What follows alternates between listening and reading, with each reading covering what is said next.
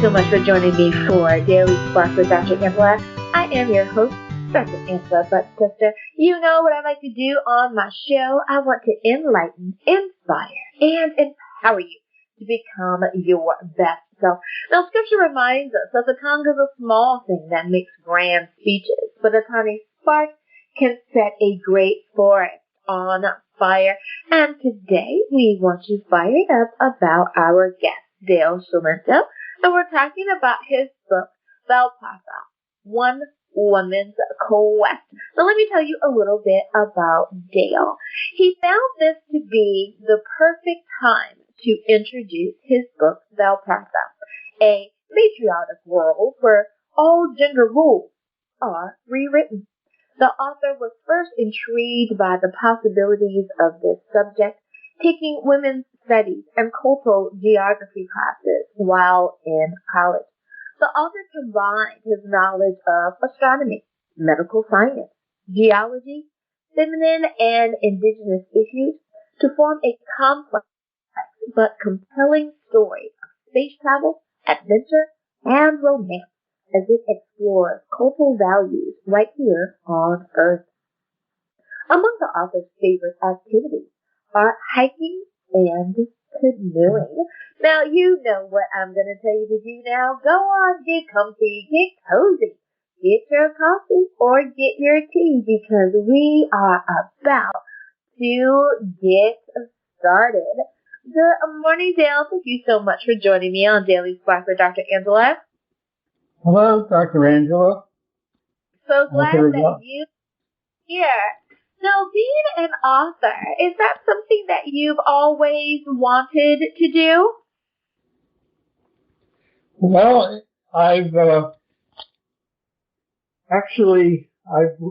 writing as a pastime all my life. As a kid, I drew comic books about the adventures of my teddy bears. As a preteen, I spent the summer with my Uncle Hal, who ran a small airport. I spent my days drawing stories of a daring stunt pilot called Hal Z-Doos It, and Arthur H. Misprint, a bumbling news reporter who goes for a terrifying ride in Hal Z-Doos It stunt plane. My teenage friends and I used to play writing games.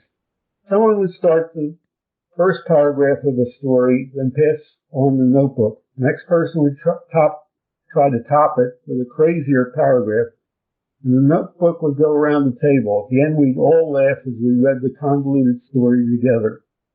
I wrote stories and poems throughout my life with no thought of publication. My first published work was a history to commemorate the 150th anniversary of my church in 2012. Valpartha is to be the first of a trilogy of science fiction romances, novels to come. So my next question for you is, what inspired you to write about a matriarchal society? Why did you want to do kind of a twist there instead of having a male-dominated world?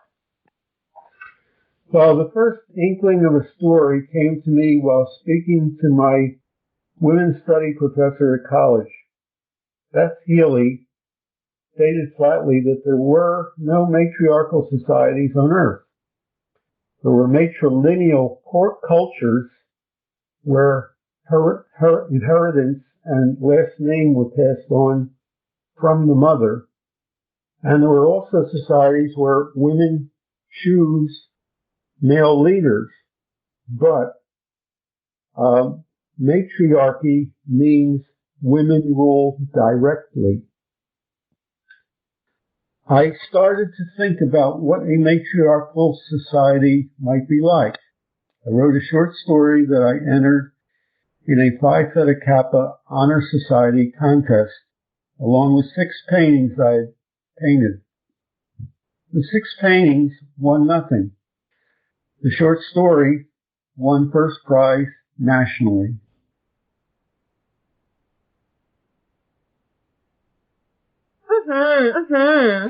Now, in your book, men have a little bit of a twist in the way that we think about their place or their duties or what it is that they do. How and why did you choose to allow men on Valpartha to give birth instead of women? Beth Healy said in another statement that if men had babies, women would rule. I considered the implications of that and decided she was right.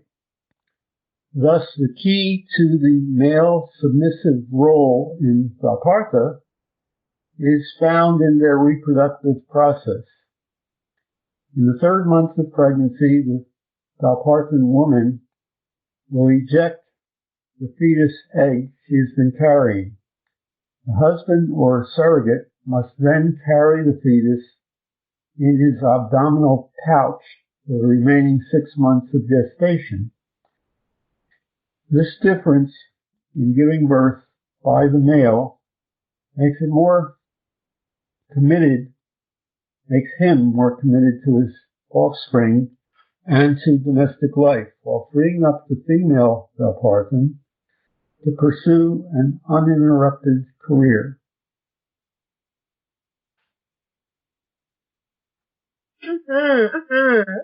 Now, your book is written in a way that you have divided it into 3 major sections. Why did you choose to divide them in that way? Divide the book in that way? Well, I chose to do it because that was how it would logically run. The first section is space travel aboard the European Space Agency spaceship Europa. The crew is evenly divided by gender on a 10-year voyage to Valpartha's star. Unfortunately, alcohol is permitted on board, and drunkenness and sexual tensions explode after 10 years as they near the star.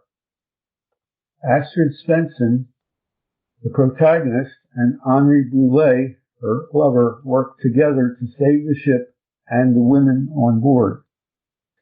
The second section is on Arkenu, where Astrid and Henri, who are explorers that's their job title, they explore a primitive new planet where they encounter raging rivers, ferocious animals, and both friendly and hostile natives, while collecting scientific data.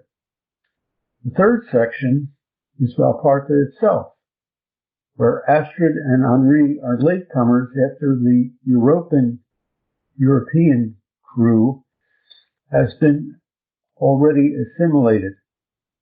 Following the second generation clause in their European Space Agency contract, couples aboard the Europa marry and start families shortly before arrival on the planet. Once there, European men learn to their chagrin that they are to be the primary caregivers for the babies their wives just delivered, and the wives are now free to pursue interesting careers in the matriarchal Valpartha.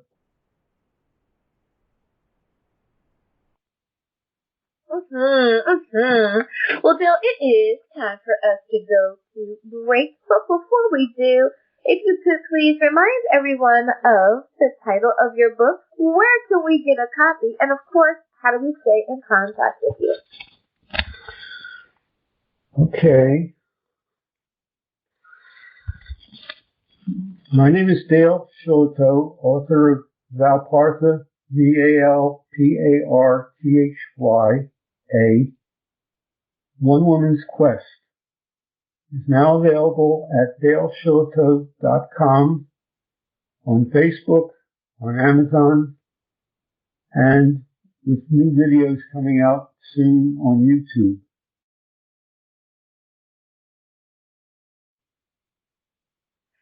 Listeners, now you know where you can get a copy of the book. We'll be back.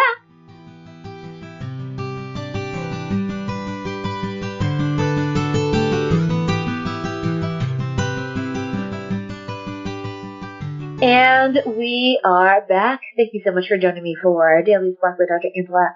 I am your host, Dr. Angela Chester. My guest today is Dale Shillito, and we're talking about his book, Valpartha, One Woman's Quest.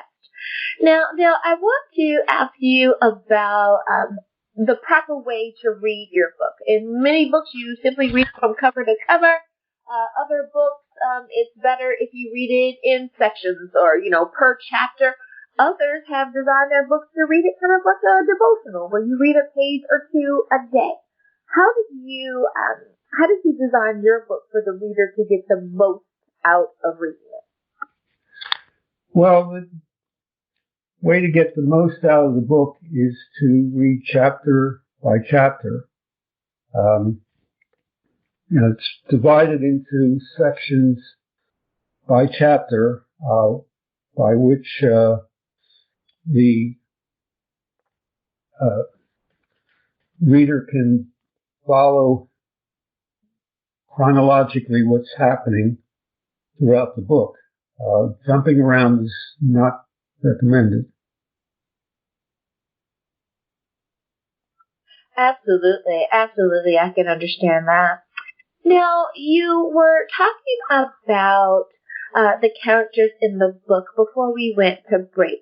And it looks like you have set up a romance between Astrid and Henri.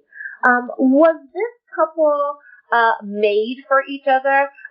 Are they the perfect couple in this world? Tell us a little bit about that. Well, actually, in some ways, opposites attract. In other ways, temperament and desire coincide.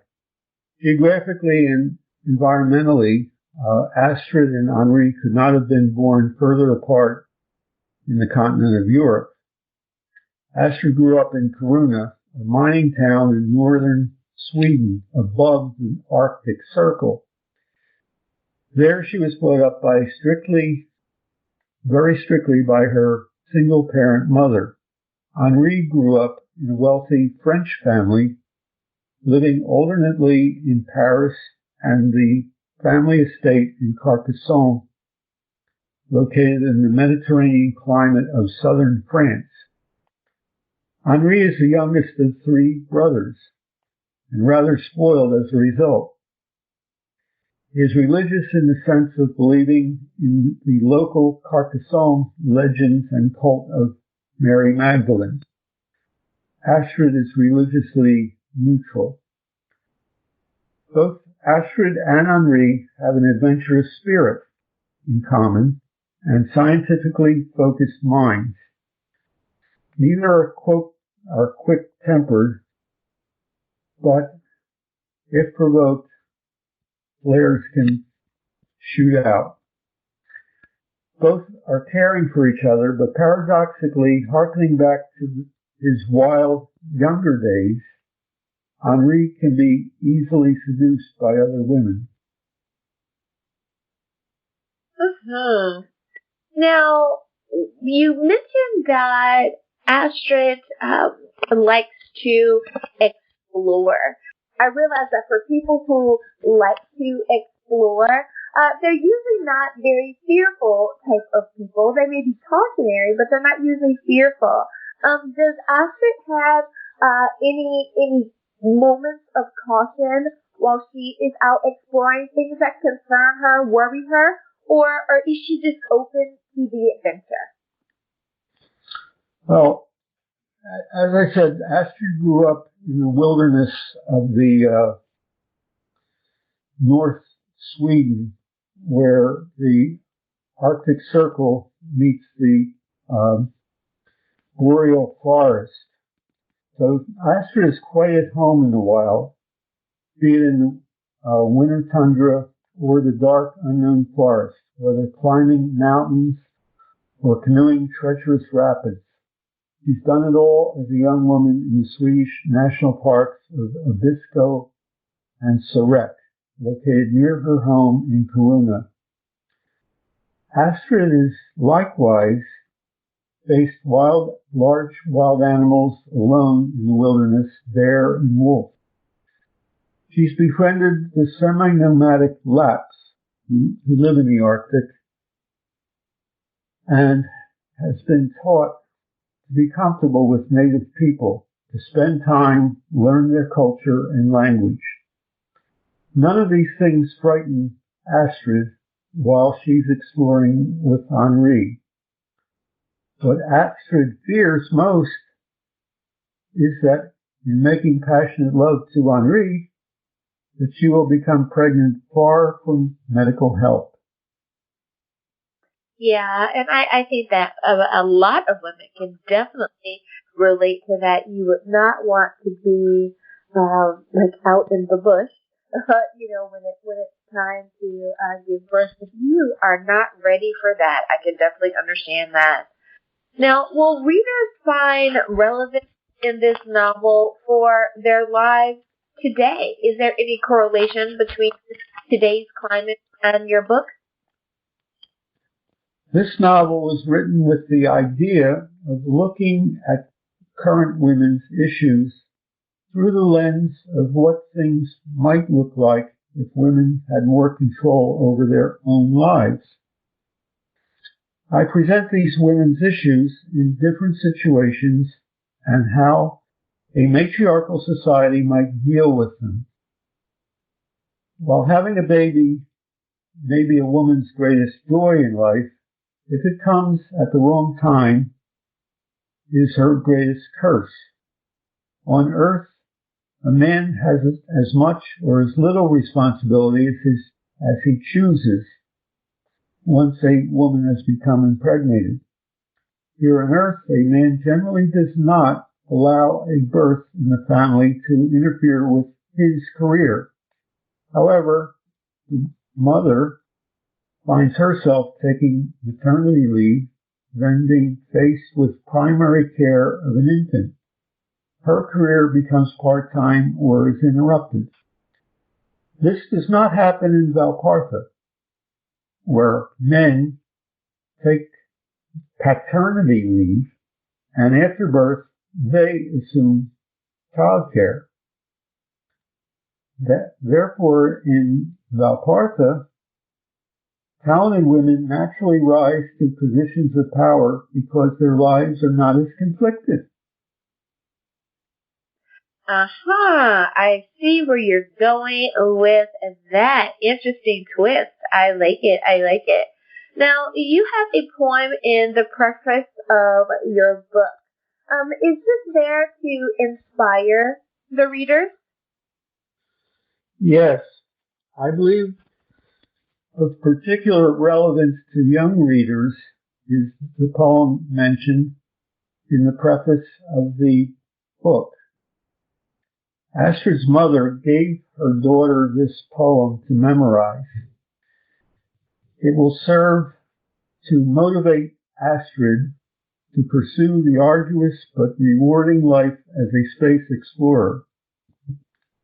Hopefully, the poem may also encourage many young women in other fields of endeavor.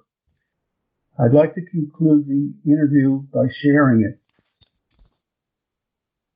Hold fast to your dreams is the title. Hold fast to your dreams. They're your future stretching before you. Believe in your dreams. They're the most precious possession you own. Search hard for your dreams. Develop your interests and talents. Discover yourself and see what you can do. Then follow your dreams. They can carry you far. Your dreams are your passport to the life you want to lead. There's something to plan for, to strive for, to live for every day. Persevere with your dreams, though success may not be easy, though frustrations may burden you down. Dreams aren't defeated by setbacks like these. Dreams only die when we give up on them. Fulfill your dreams. Work harder, do more, be better. Most of all, do better than any man, my daughter.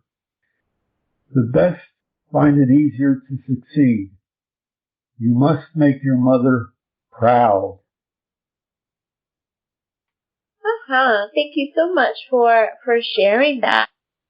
Now, when you were writing, did you find that you needed to have any particular environment in order to write successfully? Like, were you a early morning person or perhaps a late at night person? Or you needed it to be quiet, like away from friends and family? What environment did you need to write successfully? Well, late at night, I would often be thinking about my story, and ideas would pop into my head late at night. And if it wasn't too late, I'd wait till the morning to write them, or if I was afraid I was going to fall asleep and forget them, I'd get up in the middle of the night and write them down then and there. Other times, I would, when I had the time to do it, I would daydream and write during the day. It made no particular difference the time of day.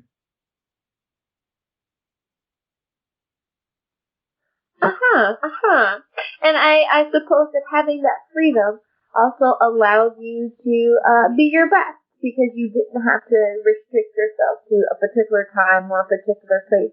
I'm sure that was a positive. Now, when you have your completed work, your finished book is in your hands, meaning you've written it, there's a cover, there's a title, it's been published, and it is available for sale. And you are now holding that book in your hands. How did you feel in that moment?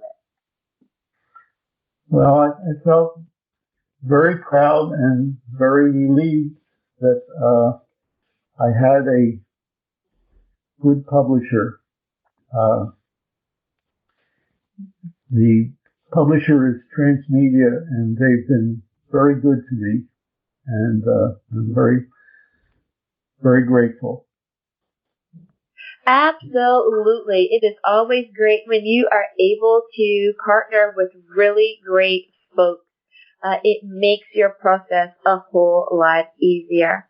Now, for someone who is an aspiring author out there, many times they write and let me know that they appreciate that I ask questions from their perspective, from a seasoned author such as yourself.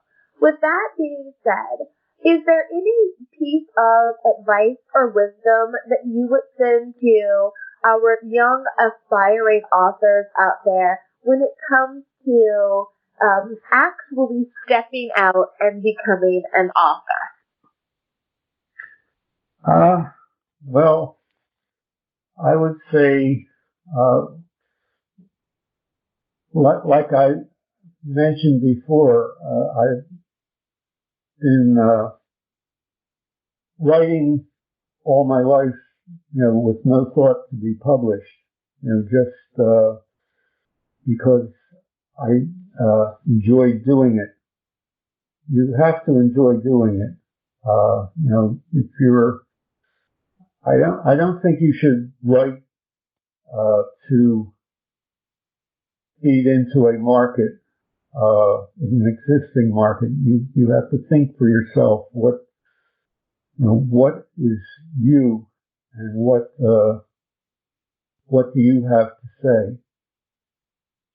Absolutely, and I think that is important. Just if I'm understanding you correctly, you're saying be your authentic self and write what you know. Don't try to be something more than that. Yes. Well, not necessarily what you know, because a lot of fiction is made up, and it may be based on what you know, but, it's your imagination as well. I love it. I love it. Well, is there any other bit of knowledge or wisdom or tips or tricks that you would like to share with our listening audience out there?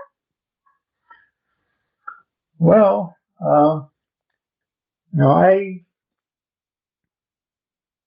I've been working on this book for years,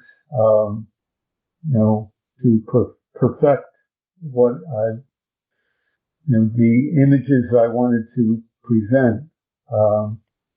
And now that I have been able to, publish the book to my satisfaction, I've had other ideas of how to continue it. So this won't be the first book. This will only be the first of a trilogy, which the second book has already been completed, and the third book is in the process. Absolutely. Well, Dale, thank you so much for coming on and spending time with us here on Daily Spark with Dr. Angela. But before I let you go, can you remind everyone, please, what is the title of your book? Where can we get a copy? And how do we stay in contact with you? Okay. My name is Dale Shillito, Shillito. I'm the author of Valpartha, One Woman's Quest, Valpartha.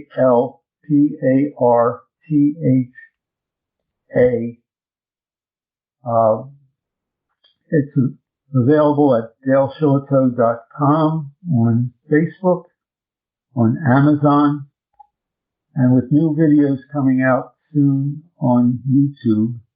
And I thank you very much for inviting me today. And my publisher, again, is Transmedia. Thank you. Thank you. And listeners, thank you for spending time with us here as well. You could have been anywhere, but you chose to spend some time with me today, and I thank you for doing that. As always, may the Lord continue to shine His face upon you. May you receive His grace and His mercy in all that you do. Until next time, everyone, remember that you are blessed in the Lord. Have a great day, everyone.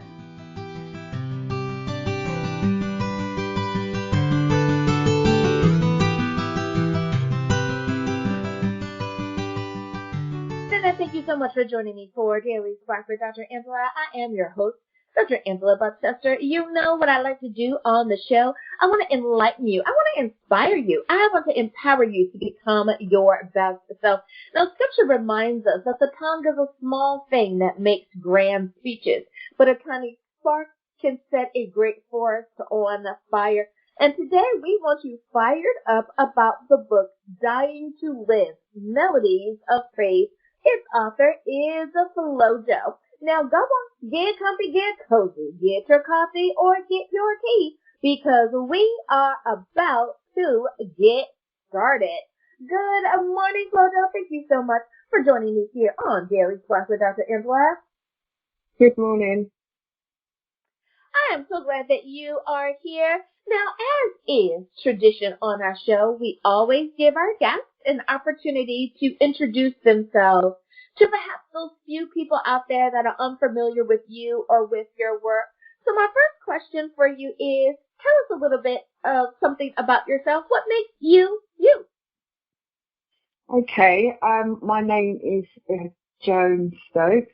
I go by the name of Flojo, and that name I received many years ago, just knowing that I love writing, and I noticed while I was writing it was something that I found quite easy to do, and with my name starts with J-O, I put the words together to make Flojo, and it's just been something that I've been doing for quite a while now and enjoy writing per se. Absolutely. Now, being an author, Is that something that you've always wanted to do? Is that something that as a young person, did you aspire to be an author? Or did you find that it simply presented itself along your life path? I think writing for me, I've always been writing at a very young age. I used to be at school where my friends used to come to me and they would tell me their problems, and I'll be writing a letter to whoever they would like the letter to be sent to.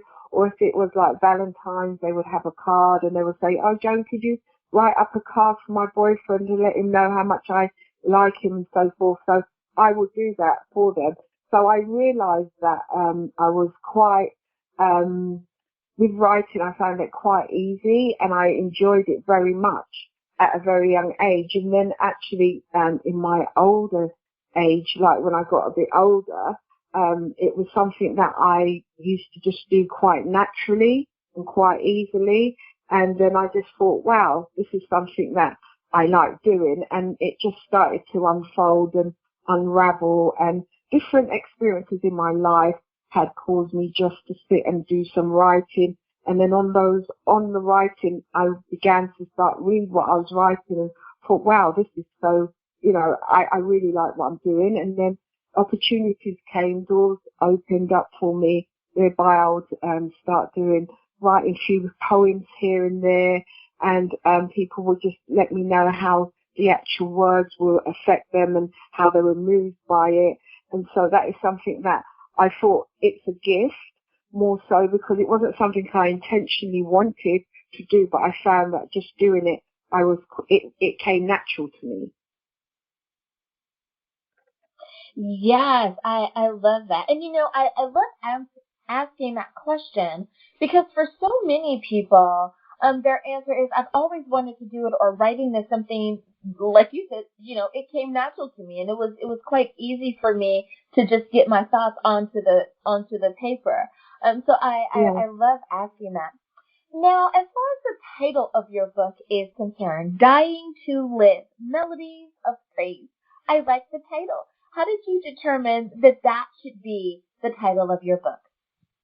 Okay, I'm a very spiritual person, and there was a point in my life that I was going through, and I was reading the Bible, and there was a particular scripture which is in Isaiah 51 verse 3, and it says, "For the Lord shall comfort Zion," and then at the end it says, "Joy and gladness shall be therein," that thanksgiving and melody of voices. And I thought, wow, melodies, that sounds really great. Dying to Live now, something came about, not something, to me, going through what I've experienced throughout my life, it sort of triggered the need or the desire or even a search for a better life in regards to the experiences that I was experiencing. And I just felt this hunger in me, I'm dying just to live, dying just to have a happy moment or to experience something that just brings some form of peace that I just couldn't get. And this was something that it kept on repeating itself. It was quite repetitive in my life, whereby I would just experience basically just going against the grain. Everything I went for, I would just come against a brick wall, and I just felt quite frustrated in that. So within the things that I've experienced throughout my life that had shook me, challenged me, pushed me, frustrated me, this word just came out, dying to live. I'm so desperate to live. So with that word, Melodies of Praise, it was that it started to unravel and then make sense to me.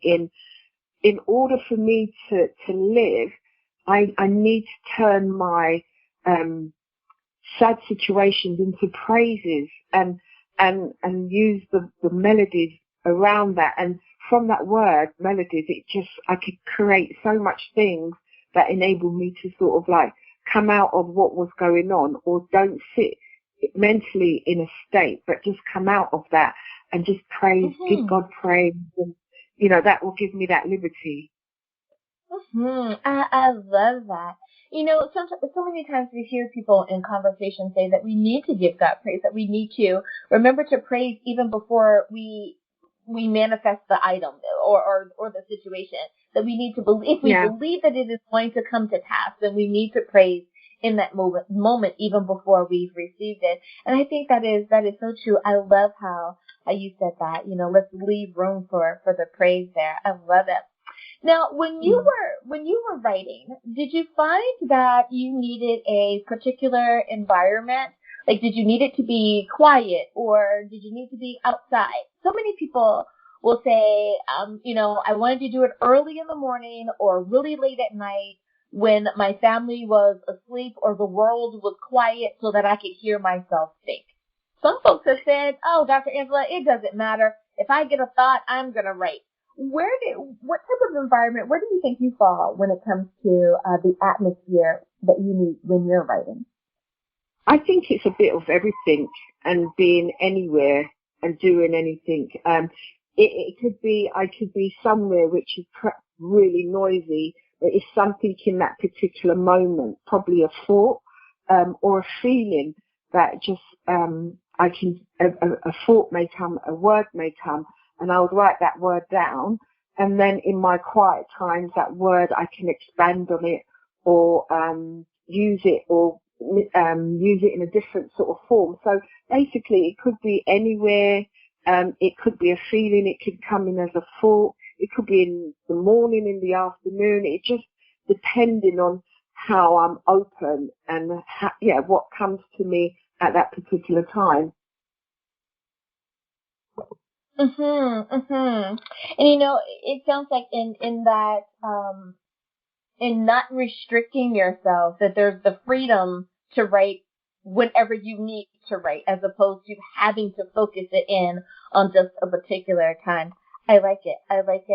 Yeah. Now, when you were putting it all together, and this question is really for the person who's kind of an aspiring author out there, and they're trying to determine what they're going to do.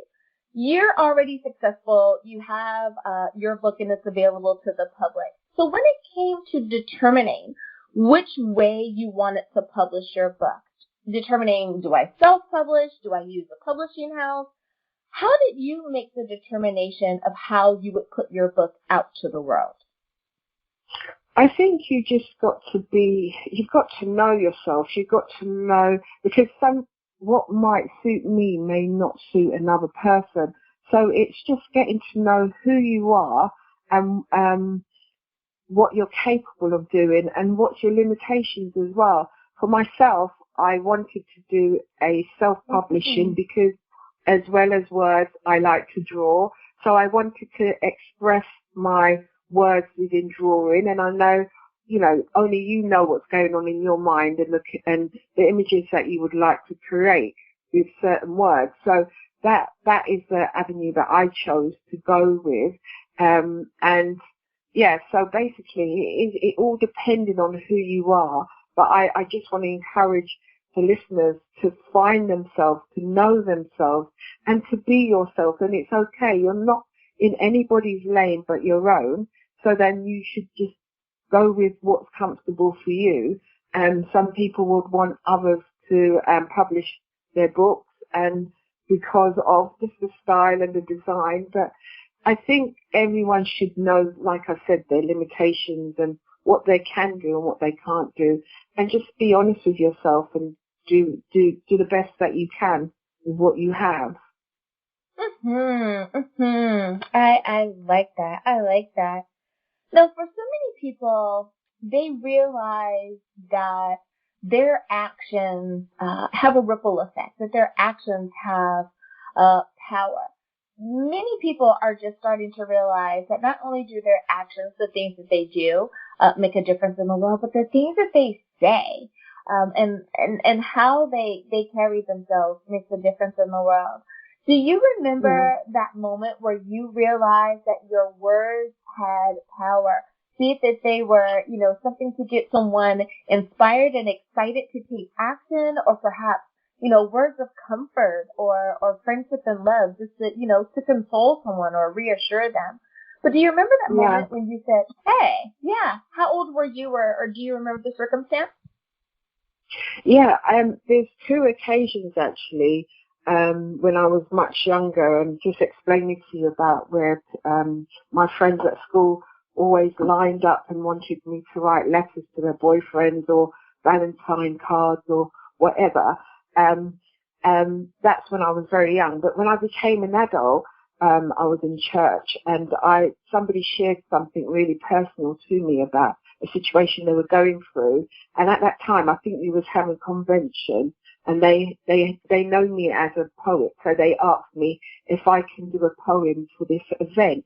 So I thought, okay. So with this person telling me about her situation, I really internalized this and started to write something. And when I went up to recite the poem in the church, when I looked up after reading this poem, and it was probably about 8 minutes long, the whole church was just there were tears, they were crying, they were praying out to God. It was just a very strange atmosphere of almost like what I said. They were repenting, and it was just such a very powerful moment that I realized it wasn't me, but it was the words that came forth, and it really changed the atmosphere within the church. And we had people crying and just bowing down and praying to God intensely. And I was just standing there thinking, oops, okay. But then that was a moment for me where I realized words have such power. And again, people would come up to me and they would say, oh, that poem, I need to get that poem. It really moved me, it touched me, it healed me. And again, it's that sort of forum that I seem to be in, whereby I can write to encourage, to stir up, to soothe, to bring comfort. And it's not so much I'm just a tool, but it's something inside me just connects with that person, whether they're happy, whether they're sad. But it just enables me just to write to a point where I realize words have such power and have such meaning, and that is something whereby we should not take for granted. Absolutely, absolutely, and I'm so glad that you said that. Especially, we should not take it for granted, because I tell you, the things that people say are so important, and our language is key there. I love that answer, Flojo. Thank you for that. Well, it is time for us to go to break, but before we do, could you please remind everyone, what is the title of your book? Where can we get a copy? And how do we stay in contact with you? Yeah, the book you can purchase from Amazon. It's Dying to Live, Melodies of Praise. Name is Flojo. You could also get a copy on my website, which is www.melodiesofpraise.co.uk. I love it. Alrighty, everyone, now you know where you can get a copy of the book. We'll be back.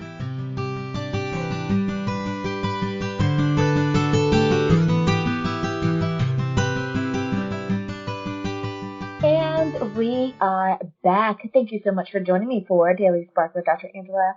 I am your host, Dr. Angela Chester. My guest today is Flojo, and we are talking about her book, Dying to Live, Melodies of Praise. And I do like that title. Now, Flojo, my next question for you is dealing with your younger self. So many folks will say, man, if only I had known. But, like if I knew then what I know now, kind of thing. Or if I could go back in time and tell my younger self something. And I used to think that question was really kind of crazy until I started doing this. And I realized that for so many people, if only they had known, they would have done something differently. Sometimes. So that's my question for you. Would you have done anything different as a teen or a young adult to help you be better prepared in any way for being an author today? Yeah, I would certainly encourage any young listener to find a mentor. I think that's so important because sometimes being a writer, it's a very lonely place. Not so much lonely, but you find yourself doing your exercise and your writing, and you don't have somebody to bounce off of. So to find a mentor to help you and to encourage you, and then I would say also stay focused because sometimes as you're young, you're looking over north, south, east, west. You want to do this, you want to try that, you want to put that down. But once you find that you're enjoying something to a point where it comes easy, remain in it, stay within it, and then also be amongst those that have a common interest, like within yourself, things that you like doing, they like writing, and then that you will find that you'll have somebody around you that will encourage you to help you pull you through and to keep you focused. I would encourage that mostly for young people, even for myself when I was very young. I wish I had found a mentor at that time so that it would just enable me to move more quicker and to encourage me to continue. You are so right about that. And I don't think that people realize how important having a mentor actually is. Even if that person is only around for, a few times a month or a few times a year, their advice can really be such timely advice to get you unstuck or to keep you motivated or to give you that little nudge that you need to keep moving forward. You are so right there. Now, when it comes to being a successful person in general, many times people will say, to be successful, it means that I possess a certain thing, perhaps a luxury car, or you live in a particular neighborhood, or your home is valued at X amount. For authors, though they may possess those things, many times their answer is a little different as far as what does a successful author look like. So that's my question for you. In your mind's eye, what does a successful author look like? A successful author looks like your neighbor, the girl next door, your teacher, your friend, somebody you meet at a grocery store. What I mean by that is it could be anybody. They don't have a specific look about them. But how I would like to explain and to have you understand what I mean is it can be like a manifestation of like success. What is success? And to me, the things that manifest itself, I would say consistency, to succeed in perseverance, to succeed in becoming an overcomer, to believe in yourself, to grasp the appropriate tools that you need to do things in a successful way. It's just about doing the best, being the best, and putting in the best. I say that is more of a success on a person or in a person than material things. Things that you can bring forth out of yourself becomes more being the best that you can be. Do you understand what I'm trying to how I'm explaining myself? Absolutely. And I have to agree with you because there are people who have those tangible things or those material possessions, but may have a very sour or unpleasant disposition. You don't want to be around them, and it's the thing that they possess that you perhaps need or want to be around, but not them. Where someone can have a great disposition, be a really great inspiration to you, but perhaps they don't have a bright, shiny thing to be around. So absolutely. I think that so many times we equate the extravagance to to validating a person and making them okay when that should not be the case. People can be okay barefoot, just the same way that they can in a very expensive pair of shoes. So I like what you're saying. Just be your best. And when you present your best and bring your best to the table, that's what makes you successful. I love that answer. Absolutely. Absolutely. Now, I love that you had an encouraging word a little bit earlier, but I want to give you an opportunity to really kind of focus that a little bit. As far as advice for your fellow authors out there, again, there are so many folks that are aspiring. They're looking for that sign. You know how on social media, every now and again, someone will post something that says, if you were looking for a sign, this is it. For that person who's looking for the sign to go on and step out in faith and make their book happen, to do that which they have been purposed to do. Do you have any advice or any tips for a new author in getting through the process? Yeah, I mean, it's so vast, but I would say, is to be yourself, is to know yourself, know what you're doing, know what you're interested in, and pursue that avenue. That if it's a quiche that you need to get into, just know yourself. I can't emphasize this anymore, because we're living in a world whereby we like to be carbon copies of, say, the next by Beyonce, the next Jay-Z, the next whoever it may be. But to know yourself and to be yourself, you will become more successful. It will become more clear. You won't be fighting, or you won't be taken away so easily if you know who you are and what you want. And stay focused to the target, and just keep focused. I can't emphasize that anymore. To know yourself and to be yourself is what I probably can give advice to new writers. Know your niche. That's great. That is great advice, and you're right. Just being your authentic self, whatever that is. You're given a $1 million advice there, because no matter what celebrity that we look at, there's only one of them, and that's what I heard you say. We don't need another fill in the blank, because they already exist. We're looking for a unique you to put that energy out into the world. So I hear that, and that is so inspiring. You look at, I usually ask the question of what makes your book different, because people say, Dr. Angela, you talk to people all the time about books. Your show is comprised of authors. So, of course, their book is amazing to them. Why would you ask that question? But I think for so many people, when you hear from the author a little piece of their personal selves, of what they've put into that book, you go, that does make it a little bit different.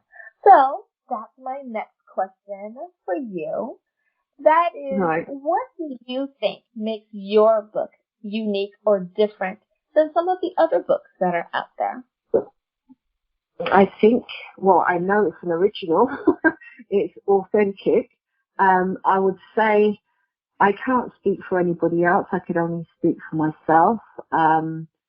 So I can only explain to you what makes it different to anybody else. Is it's that it's experiences that I've gone through.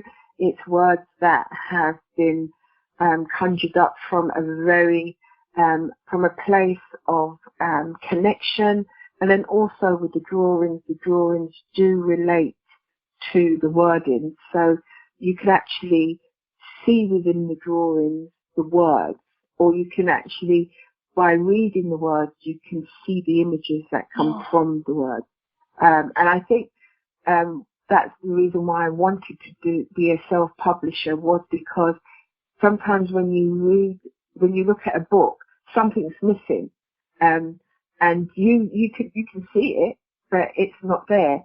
So I really wanted to make sure that the words and the images come to light, and they were tangible, side by side. And then also, the words within the book, it reaches and it goes beyond the way that we see things, but it's those silent words that we all as human beings have, the thoughts that go along or go around in our mind that, sometimes we're scared to even say, or we feel intimidated, or it's not a right time to even speak, but it's words and thoughts that goes on within ourselves that I then now have given it volume.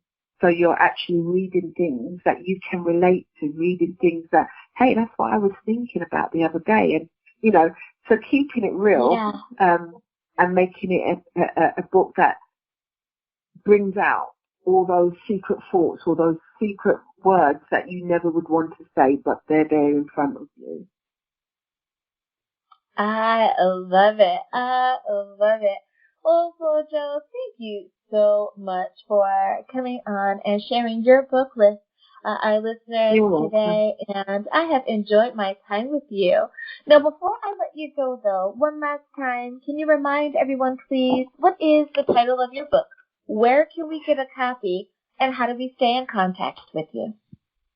Okay, you can get my book from Amazon, Dying to Live, Melodies of Praise.